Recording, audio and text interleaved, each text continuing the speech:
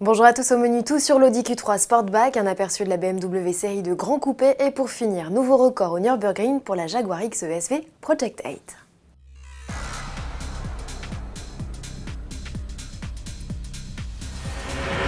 Audi dégaine un nouveau SUV, c'est un dérivé coupé du récent Q3, son petit nom Q3 Sportback.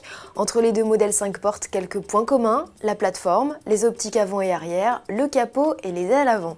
Ce qui change, c'est la ligne de toit plongeante, la lunette très inclinée, le bouclier arrière et la calandre au motif nid d'abeille. Des éléments qui renforcent le côté sportif du crossover. Les dimensions sont légèrement différentes comparées au Q3. Le Sportback est 3 cm plus bas, légèrement plus long, plus 1,6 cm pour atteindre les 4,50 m et il est un poil moins large. Aux places arrière est-on désormais moins à l'aise? Réponse avec l'envoyé spécial d'AutoPlus en Allemagne, Agnès Lasbarer. Alors avec un coupé, la question c'est de toujours se dire est-ce qu'à l'intérieur on va pas se sentir un petit peu enfermé? Là franchement je n'ai aucune sensation.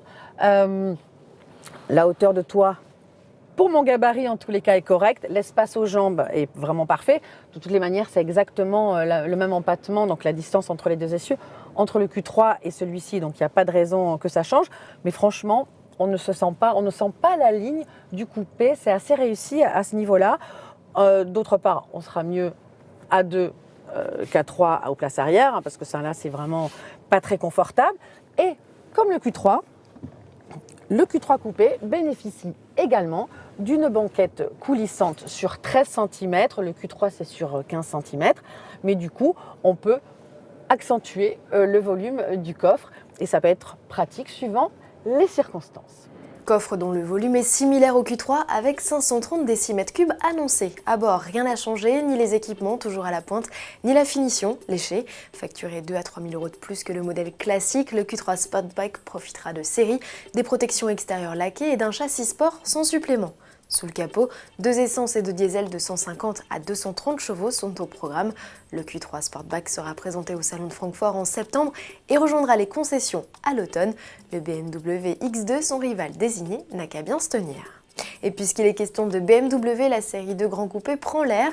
Cette déclinaison coupée 4 portes, future concurrente de la Mercedes CLA, est entrée dans sa phase finale de développement. L'occasion pour le constructeur d'officialiser quelques détails. Ainsi, la berline affublée d'un camouflage coloré partage ses dessous avec la récente série 1. Il s'agira donc d'un nouveau modèle traction au catalogue BMW. On sait aussi qu'elle pourra recevoir une transmission intégrale en option. Sous le capot, on retrouvera notamment le plus puissant 4 cylindres essence de BMW, le 2 litres turbo de 306 chevaux. Notez que c'est au salon de Los Angeles en novembre que la série de grands coupés fera ses débuts. Sa commercialisation est quant à elle prévue au printemps 2020. On se quitte avec la berline 4 portes la plus rapide sur le Nürburgring, la Jaguar XESV Project 8. L'anglaise vient de battre son propre record sur la boucle nord. Aux mains de son pilote de développement, Vincent Radermerker, la Project 8 a amélioré de 2 secondes 9 son précédent chrono réalisé en novembre 2017. Elle accroît son avance sur la Mercedes AMG GT 4 portes, certes, mais l'allemande, elle, offre 4 places alors que l'anglaise n'en compte que 2. Jaguar avait aussi chaussé pour l'occasion sa berline de nouvelles gommes Michelin, toujours homologuées route, mais nettement plus affûtées. Reste que la performance est belle pour le bolide au V8 5 litres suralimenté de 600 chevaux, qui a donc terminé sa virée sur la boucle nord de 20,6 km en 7 minutes, 18 secondes et 361 millièmes.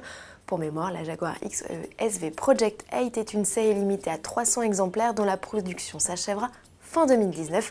Son prix en France, 183 500 €. À demain.